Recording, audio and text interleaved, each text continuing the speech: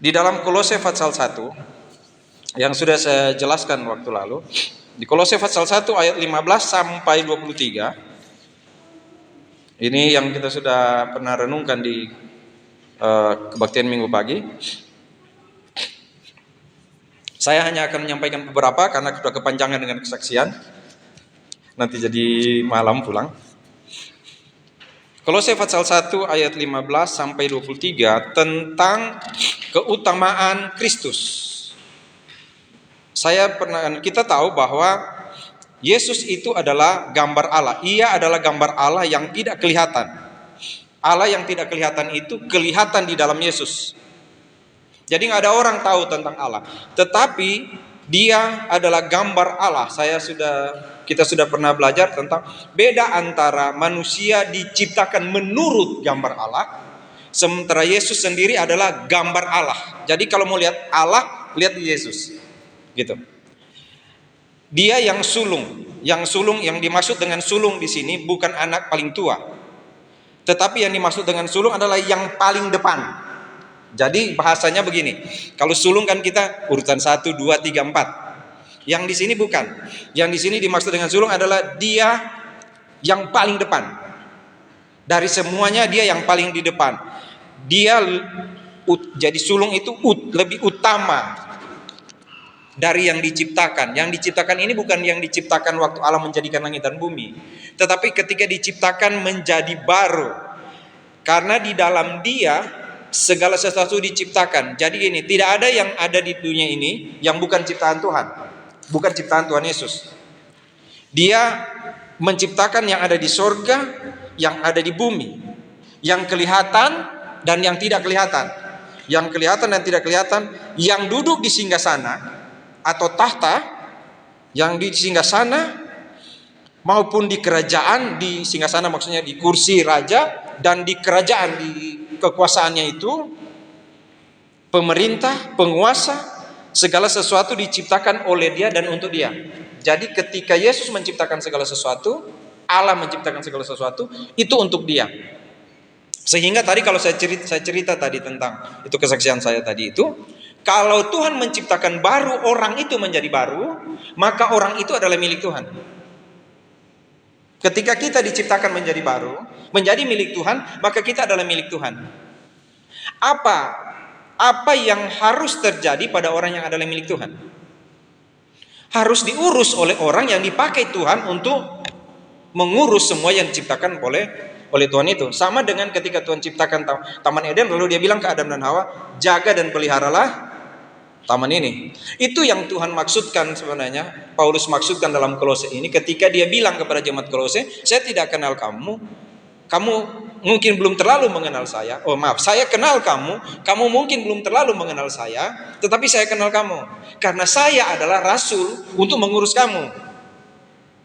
Kenapa? Karena kamu diciptakan, karena semua diciptakan oleh dia dan untuk dia. Ayat 17, ia ada terlebih dahulu dari segala sesuatu, dan segala sesuatu ada di dalam dia. Itu yang saya bilang tadi, bukan begini. Dia terlebih dahulu, lalu yang lain menyusul. Bukan. Dia dan semua ada di dalam dia. Artinya seketika orang menjadi percaya, atau ketika orang di sini dibilang sebagai kepala tubuh, yaitu jemaat. Jadi ketika jemaat ada, dia kepala, semua ada di dalam situ. Semua ada di dalam Tuhan. Itu bukan cuma soal jaminan keselamatan, tetapi berhubungan juga dengan kebersamaan. Dia yang sulung, sama tadi yang utama. Pertama bangkit dari orang mati, sehingga yang lebih utama dari segala sesuatu. Dia yang bangkit pertama dengan tubuh kemuliaan, sehingga ketika dia bangkit pertama, dia yang lebih utama, dia yang naik ke sorga dan duduk di sebelah kanan Allah. Orang-orang yang ada di dalam dia itu yang bisa ke sorga, karena dia yang naik ke sorga. Seluruh kepenuhan Allah berkenan diam di dalam dia. Semua yang ada di dalam Allah ada di dalam dia. Yang ada di dalam Yesus itulah yang adalah Allah. Jadi tidak ada bagian dalam Yesus yang bukan Allah. Waktu lalu saya sudah bilang dalam Yohanes pasal 1. Pada mulanya itu adalah firman itu bersama-sama dengan Allah, dan firman itu adalah Allah. Saya sempat bilang bahwa ketika Yesus ada di dunia, itulah firman Allah. Semua gerak-gerik dia, semua yang dia katakan, semua yang dilakukan, itu adalah firman Allah. Sehingga kalau ada orang tanya, itu nanti akan dibahas di pemuda, kalau Yesus itu Allah, mana firman-Nya? Mana tulisan Yesus tentang firman Allah? Nggak ada. Karena dialah firman itu. Dia firman, dia nggak menulis. Semua yang dia buat, dia mau duduk itu firman Allah. Dia mau berdiri, dia makan, dia tidur, itu firman Allah. Nggak pernah bukan firman Allah. Nah, firman Allah itu yang oleh dialah ia mendamaikan segala sesuatu dengan dirinya, baik yang ada di bumi maupun yang ada di sorga. Karena dia yang menciptakan yang ada di sorga, yang ada di bumi, kerajaan dan singgasana dan semuanya. Jadi ketika dia mendamaikan semuanya itu, dia datang mendamaikan. Yang saya cerita tadi, opanya itu datang bawa anaknya dan bilang, tolong didik cucu saya, tolong didik mereka menjadi anak Tuhan. Dan kami memang berusaha sekeras-kerasnya supaya anak dua itu menjadi percaya pada Tuhan Yesus. Dan puji Tuhan, kakaknya itu bilang, mereka kok nggak ada Tuhan Yesus, opa. Jadi mereka marah-marah, kan mereka mau ke neraka ya. Kalau Zaki kan ke surga. Hebat ya. Ada begitu, kenapa? Roh Kudus itu menjelaskan itu. Ketika berada dalam Yesus, ketika setiap orang berada dalam Yesus, dia akan tahu bahwa dia ada di dalam Yesus. Dan Yesus akan berkuasa atas hidupnya, pikirannya, hatinya. Itu sebabnya bilang mengasihi Tuhan adalah segenap hati, jiwa dan akal budi. Semua bagian dalam hidup. Kalau di dalam Yesus, dikuasai oleh Yesus. Semua yang ada pada kita dikuasai oleh Yesus. Artinya begini, dia dikuasai oleh Yesus begini, itu saya punya. Jadi kalau kita melakukan sesuatu, kalau kita pegang sesuatu, Tuhan Yesus bilang, itu punya saya. Itu punya saya. Kalau ada sesuatu yang tidak berkenan di hatinya, dia bilang, jangan rusakin punya saya. Karena itu punya saya. Semua ada di dalam Yesus. Kalau ada yang tidak sesuai dengan yang dia mau, pasti akan terbuang dengan sia-sia. Kenapa? Karena semua ada di dalam dia. Kamu yang dahulu hidup jauh dari Allah, itu ayat 21, Kolose 1:21, juga kamu yang dahulu hidup jauh dari Allah, memusuhi dia dalam hati dan pikiran. Dulu kamu jauh dari Allah, dulu kamu tidak punya hubungan dengan Allah. Yang tidak punya hubungan dengan Allah itu adalah orang-orang yang memusuhi Allah. Coba bayangin ya, bayangin kalau kita ada di sini, lalu kita ketemu dengan orang di luar, lalu dia bukan orang percaya Tuhan Yesus. Bayangkan aja kalau kita cuma lihat begini, kita bilang, karena orang ini ya, musuhnya Allah loh. Kita kan gitu, dulu kami suka ada kelompok-kelompok yang dulu berantem itu. Ada grup sana sini, lalu nggak boleh ketemu. Nah itu kalau ketemu pasti rame. Nanti akan ada orang yang, yang ini ada di sana ya. Apa? Yang kelompoknya itu ada di sana. Hati-hati son, mereka ada di sana. Jadi suka begitu. Karena ada musuh loh. Bayangkan kalau kita lihat orang lagi jalan dengan santai, dengan bonggahnya, dengan gagahnya, sombongnya, congkaknya berjalan, lalu dia nggak tahu dia sedang berhadapan dengan Allah dan sedang menghina Allah dengan tindakan, dengan hati, dengan apapun yang ada padanya. Semua yang dia buat itu menghina Allah. Kira-kira mau jadi seperti apa dia? Itu yang dimaksud dengan kalau tidak dia jadi manusia, segala kepenuhan ada di dalam dia. Kalau dia tidak datang pada manusia, nggak bisa damaikan. Dia sendiri yang datang mendamaikan. Dia yang datang bilang, baikan yuk. Anak-anak itu berantem kan, anak-anak kan berantem, lalu datang baikan yuk. Dia yang bilang begitu. Lalu yang manusia berdosa bilang ini, siapa kamu? Enggak perlu. Enggak, kalau kamu mau aman hidup di atas sana, kamu mesti baikan sama saya. Karena jalan ke atas itu cuma satu, cuma saya. Baikan yuk. Enggak. Itu yang harus didamaikan. Dan mendamaikan itu enggak bisa yang biasa-biasa. Harus dari Allah yang datang. Itu sebabnya di Kolose pasal 1 bilang seperti itu. Dia yang adalah Allah datang untuk berdamai dengan musuhnya. Mereka yang memusuhi Allah dalam hati dan pikiran. Dari mana kelihatan? Dari mana kelihatan mereka memusuhi Allah? Hati dan pikirannya kelihatan dari mana? Yang nyata dari perbuatan yang jahat. Jadi setiap kali ada sesuatu, kalau kita lihat, Udah jahat sekali kan kadang-kala, aduh, sakit hati ya. Kalau kita lihat, kok gitu ya? Kamu kira kamu aman? Memusuhi Allah, kamu kira kamu aman? Seperti itu kan? Di berikut dibilang di situ, ketika yang memusuhi Allah itu diperdamaikan dalam tubuh jasmani Kristus oleh kematiannya untuk menempatkan kamu kudus, bukan cuma berdamai supaya dosamu diampuni, supaya kamu bisa duduk di lebih tinggi dari tahta di dunia ini yang Dia ciptakan di sorga maupun yang di bumi. Kamu tinggal di situ. Mungkin kita cuman pikir begini ya, yang penting saya sudah percaya Tuhan Yesus, saya pasti ke sorga. Benar itu Ibu. Tapi tahu nggak, Tuhan buat lebih dari itu loh. Dia damaikan, lalu kita di dalam Dia. Segala sesuatu yang ada pada kita adalah milik Dia. Semua yang ada pada Dia, Dia bilang aku berikan padamu, kepada kita. Sebab itu dibilang ini, sekarang diperdamaikannya di dalam tubuh jasmani Kristus oleh kematiannya. Tujuannya adalah untuk menempatkan kamu kudus dan tak bercela dan tak bercacat di hadapannya. Kita di hadapan tuh, atau orang-orang Kolose gitu kira-kira, orang-orang Kolose yang dulu memusuhi Allah, Tuhan datang padanya dan bilang, saya berdamai dengan kamu. Setelah mereka berdamai, Tuhan taruh di tempat yang kudus di sini, tak bercela dan tak bercacat di hadapannya. Tuhan lupakan itu yang namanya dosa. Satu kali seorang anak bilang pada saya tahu apa yang Tuhan gak bisa buat. Kaget saya. Apa? Apa yang Tuhan gak bisa buat? Saya tahu, Opa. Saya tahu. Nah itu si Saki itu. Saya tahu Tuhan gak bisa buat. Saya tanya apa? Tuhan gak bisa ingat dosa-dosa saya. Tuhan gak bisa ingat. Kenapa? Bukan gak bisa sakit, dia melupakan. Iya kan? Gak bisa ingat. Itu pikiran anak kecil. Tuhan gak bisa ingat dosa saya, Opa. Gak bisa. Kenapa dia bilang seperti itu? Satu waktu di sekolah minggu di sana, sama-sama gak punya mama. JJ sama Eden gak punya mama. Anaknya Pak Denny gak punya mama. Zaki gak punya mama. Satu waktu mereka hari ibu. Nah, ini kadang-kala juga nih acara ini gak masuk akal sebenarnya. Lalu Ibu Yosi bilang ke mereka, mari kita berdoa untuk mama kita. Wah, berdoa mereka. Tapi JJ sama Eden bilang, aku gak bisa berdoa sama mama, untuk mama. Kenapa? Mamaku udah di sorga. Si Sakit belum tahu. Kamu udah di sorga? Kalau mamaku ada, tapi jauh.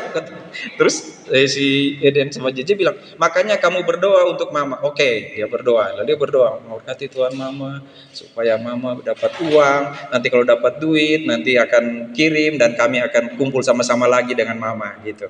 Oke, lalu dibilanglah sama Ibu Yosi, sekarang untuk papa. Nah, yang bahagia si JJ sama Eden, karena ada papanya.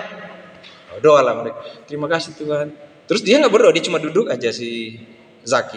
Dia duduk aja, lalu ditegur sama temannya, kok kamu gak berdoa buat papa? Aku gak mau. Kamu gak mau? Aku gak mau. Terus si Eden namanya main anak-anak kan, lah dosa lo kalau gak berdoa buat papa. Terus dia bilang begini ke mereka, dia bilang begini, kamu kan gak rasa yang aku rasa. Kamu kan gak tahu sakitnya papa bikin ke mama dan saya kan. Kamu kan gak tahu. Saya kagetnya bukan main. Dia bilang, kamu gak tahu papa bikin mama saya sakit. Kamu gak tahu. Langsung diam tuh JJ sama Eden. Lalu saya jadi berpikir, anak terluka. Kita bicara tentang pengampunan, tapi ada hal yang mereka gak bisa terima kan. Gak bisa. Kamu gak tahu. Makanya kalau gak tahu kamu diam. Saya kok jadi marah dia. Kamu diam. Dan mereka diam. Mulai dari itu nggak lagi ada kata guru sekolah minggu, ayo mari kita berdoa buat orang tua. Nggak lagi. Sakit sekali ya. Tersakiti ya. Tapi Alkitab bilang kamu sudah kudus, tak bercacat di hadapannya. Kudus loh. Tapi kadang-kala ini pikirannya. Yang tersakiti itu terbawa ya. Ya, suka terbawa. Aduh, Tuhan jahat sekali dia Tuhan. Papa saya kok jahat sekali Tuhan. Mama saya kok jahat Tuhan. Saudara saya, adik saya, kakak saya, keluarga saya kok jahat sama saya Tuhan. Paulus bilang, tolong kamu ingat, ketika kamu di dalam Dia yang adalah Allah yang datang pada manusia, kamu sudah tak bercacat celah, tak bercacat. Kamu sudah kudus. Itu sebabnya, baru dia bilang itu di ayat yang terakhir. Kamu harus bertekun dalam iman. Tetap percaya pada Tuhan. Ketika Tuhan memanggil kamu, mari datang. Ketika kamu datang pada Tuhan, tetaplah ingat kamu sudah datang pada Tuhan. Selalu ingat bahwa kamu sudah bersama-sama dengan Tuhan. Tekunlah dalam iman. Dalam apapun yang kamu hadapi, tolong ingat kamu sudah datang pada Tuhan. Kamu sudah datang pada Tuhan. Bertekunlah dalam iman, teguh dan tidak bergoncang. Jangan mau digeser dari pengharapan Injil. Jangan. Kamu sudah mendengar Injil. Kamu sudah tahu tentang Yesus. Kamu ada di dalam Yesus sekarang. Teguhlah. Ingatlah kamu sudah ada di dalam Dia, yang adalah Allah. Dan kalau bilang ini, saya terhibur. Ketika saya menyampaikan ini, membaca ini dari firman Tuhan, itu khotbah itu buat saya. Kamu harus bertekun dalam iman, tetap teguh dan tidak bergoncang. Jangan mau digeser. Ingat kamu sudah di dalam Tuhan. Itu menghibur saya hari ini. Sudah 2 kali saya sakit tentang anak-anak. Yang pertama namanya Matthew. Dia anak bawaan dari dengan Denny Risa. Jadi menikah namanya Ekin, istrinya punya anak namanya Matthew. Ekin punya anak. Jadi Ekin punya Matthew, Denny punya Alexa. Berdua. Kalau bicara tentang mama papa, kalau bicara mama yang sedih Alexa. Kalau bicara papa yang sedih Matthew. Tapi setelah mereka saling ini, akhirnya tidak lagi sedih. Dan pada tahun masih COVID itu 2021 juga. Itu yang Tuhan bawa Matthew pergi, Tuhan bawa Al dan Zaki datang di gereja waktu itu. Ekin meninggal. Lalu tinggal si Matthew. Lalu saya tanya ke Pak Denny, Den mau bagaimana? Dia bilang, Pak Sony kalau dia di sini nanti dia susah sekolah. Jadi akhirnya dia diambil sama opa yang dari mamanya, dari papanya. Dibawalah ke Manado. Waktu itu sedang COVID jadi nggak bisa ke Manado. Jadi dia masih ada dia selesai sekolah dulu, baru pulang ke Manado. Pada waktu dia udah mau berangkat di sekolah minggu ada Amel, Meme, siapa lagi? Samuel, ya. Mereka peluk. Saya ingat kejadian itu sama dengan waktu siapa yang peluk ini di sini. Aren. Waktu saya ada di sini, ya, yang anak-anak pemuda remaja ya. Saya sampai nangis, saya cuma nangis dari situ. Mereka peluk Aren semua waktu ibu ini di sini. Ya, waktu itu mereka peluk Aren semua, saya lihat. Siapa? Selin, terus Adel, terus siapa ya? Mereka peluk Aren di sebelah sini. Saya ingat banget itu di sini. Saya duduk di situ. Mereka peluk itu si Tiu. Lalu mereka bilang, Tiu nggak usah pergi Tiu, di sini aja. Nanti kalau kamu di sana, kamu mau gereja di mana? Nanti kamu nggak punya persekutuan Tiu. Tiu tunduk aja dia. Dia tunduk. Lalu dibilang gini, kamu nggak usah takut. Kalian nggak usah takut. Kan aku akan jalan sama Tuhan Yesus. Kalian gak usah takut. Aku akan jalan sama Tuhan Yesus. Dan dia pergi dengan omanya. Sekarang omanya yang bawa dia sudah meninggal juga. Tetapi selalu saya ingat itu. Saya jalan bersama Tuhan Yesus. Tadi ketika Pak Das bilang kami permisi dari sini, kami akan ke Papua. Dia nggak bilang kami akan berjalan dengan Tuhan Yesus. Tapi hari ini saya terhibur di sini. Kalau kita ada di dalam Tuhan, tidak akan lepas dari Tuhan. Tuhan terus akan pegang. Cuma ada rasa sakit ketika kok kami tidak bisa layani sampai selesai. Tetapi bukankah mereka sudah di dalam Tuhan? Bukan cuma soal mereka sekarang, tetapi soal kita juga. Itu juga kan yang kita alami dengan anak-anak kita yang jauh dari kita, yang kerja, yang sekolah dan seterusnya kan. Mereka ada di dalam Tuhan. Kenapa? Karena Tuhan yang datang sebagai manusia itu menjaga mereka. Mari kita berdoa.